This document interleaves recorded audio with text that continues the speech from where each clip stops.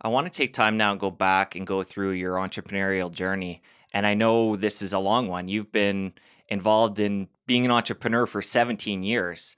Right. And I've Just heard about to be 18. amazing. Congrats.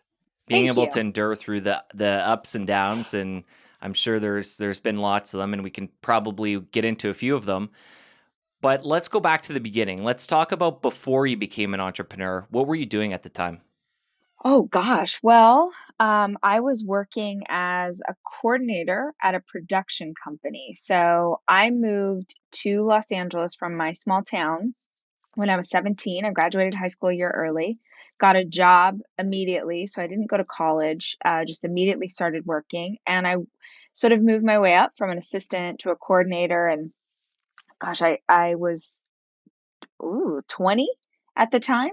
And I had, because I was in the entertainment industry, had a series of really crappy bosses, and I was just dreaming of what it would be like to own my own business. And it's crazy in retrospect because I don't come from a family of entrepreneurs, so I don't even know what I had seen that made me think that was possible, especially at such a young age. But I had a really awful human that I worked for, and I quit my job on a Friday and I started my company Monday morning, that next Monday morning. And I just worked my butt off. I just worked so freaking hard because two reasons. One, I didn't want to go back to working for someone again. And two, I was just about to get married.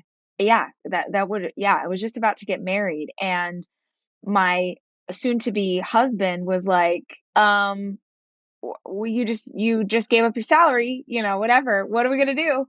And I remember my job was paid me $38,000 a year, and my only goal those first 12 months was to make back the salary that I had earned, and I earned 7 or $800 more than my annual salary and felt like I was the biggest success in the entire world.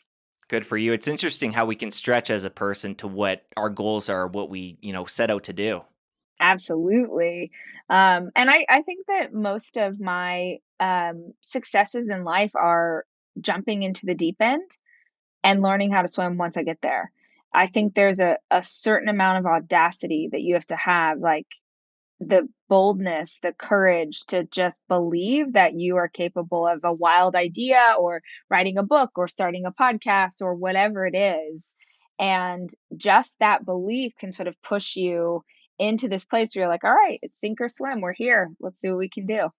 And sometimes it can come from a place of being unhappy, like in your case, where you were working for somebody that you weren't happy there, and you can almost, want to go back and thank that person because I mean, if you were in a mediocre job and the money was okay, and who knows if you would have had that nudge to make the move when you did.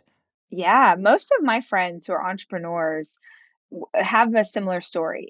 I don't know a ton of people who had this big vision of what they wanted to build and then they built. Most people I know just wanted to be sort of the master of their own fate and be able to be in control. And I think often when you make that leap and you don't know what the heck you're doing, because most of us don't when we try, you end up accidentally just getting a really expensive job instead of actually having a business. You think, oh, I'm going to build a business, but because you're a solopreneur most of the time and because you're wearing all the hats and you're doing all the things, you get this job that might hopefully is giving you some kind of a salary, but also is incredibly taxing on your energy and your time, but you're not actually making any traction because the business can't exist without you. And therefore, it's not a business, it's just a job. So it takes a really long time to kind of learn how to separate those two things to build something that is truly a company that can thrive without you having to be at the center of it.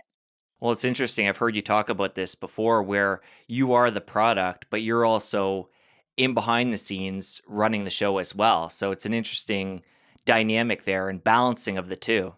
Yeah, it's incredibly difficult. And I think anybody who's listening who has a small business or is an entrepreneur, or even just a side hustle that you're dreaming of growing into something bigger, will understand what that feels like. I really don't think that I would ever have gotten to the financial success that I have today if I hadn't understood that I needed a team around me, that I needed people who are smarter than I am, that I needed, others to help make. I'm referencing like they're not all working from home right now. I'm like, "Oh, this big office that I pay for that nobody can come to." But it took me a while to understand how necessary that was. But I think what I didn't know back then that is so crucial to anybody in that role, and honestly even still today with the company I have today, is the success or failure of your company, I think, has so much to do with your health. And I'm not just sort of giving it an easy thing because this is the podcast, but I don't yes, physical health and that matters certainly. Do you have the energy to do what it is you want to do? But I also think emotional health and emotional maturity have everything to do with the health of your business. Like, I believe that the leader of a company, or frankly, the leader of a family, that their mental, emotional, physical health is directly correlated with the health of the team, the company, the group, the family that they're trying to lead. So I'm really mindful always of, if I want this to thrive, then I have to make sure that I am thriving.